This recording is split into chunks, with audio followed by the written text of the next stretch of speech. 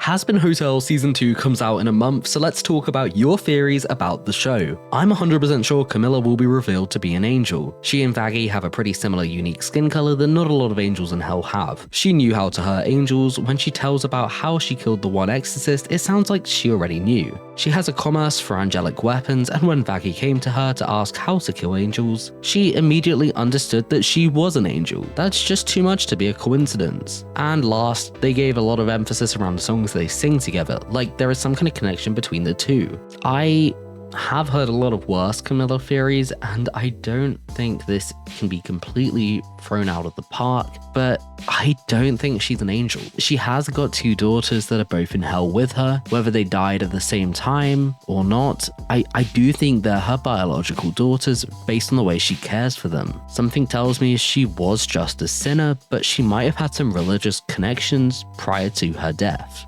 Alistair secretly believes that redemption is possible and wants to achieve it himself so he can be with his mother again. I don't know if he thinks it's possible. I do think that whoever owns his soul has told him to try and, I guess, support Charlie, but not assist, which is why he's kind of sitting back and stopping her from being attacked, but nothing more. I don't think he could be redeemed based on all of his actions and the fact that he's an overlord.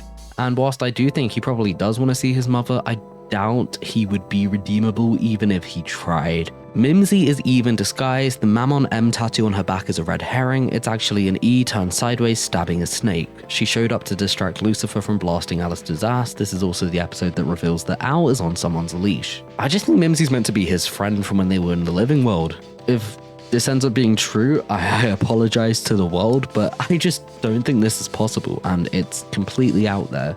Vox wanted to be in a relationship with Alistair, and Alistair declined because he's Arrow Ace. And that's the day Vox decided to hate him. I mean, like, to me it makes sense because Vox arrived in hell decades after Alistair, so I can imagine he maybe idolized him in the beginning, almost like Syndrome from The Incredibles. The idolization may have developed into something new, especially since Vox is canonically bi. I feel like Alistair simply declining to join the V's isn't enough to make it Vox's mission to end him.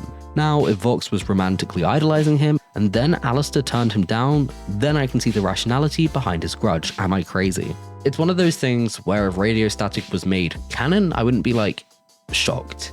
I don't want to be someone that's like, yes, no, they're in love with each other, because I don't think Alistair is in love with Vox. I think Alistair definitely viewed him as a friend, and something did turn and made them hate each other. And Vox being in love with the guy and then suddenly realizing that Alistair's, I guess, pushing him away, even if it's not intentional, very much could have led to something like this. I don't know if it's true, but it's much more realistic than some of the Radio Static theories I've seen. My hot take prediction, Alistair is not meant to be portrayed as an evil being and is generally mischaracterized by the fan base. He will be the Deuterajan. I don't even know how you say that. I disagree. He's a bad guy. I think he's mischaracterized in the way that people think he's a good guy. He is horrible and abusive to Husk. Yes, he's on the good side in the terms of the things that he's helping out with the hotel and things like that, but end of the day, he's a serial killer cannibalist, and he's an overlord, and overlords just can't be good.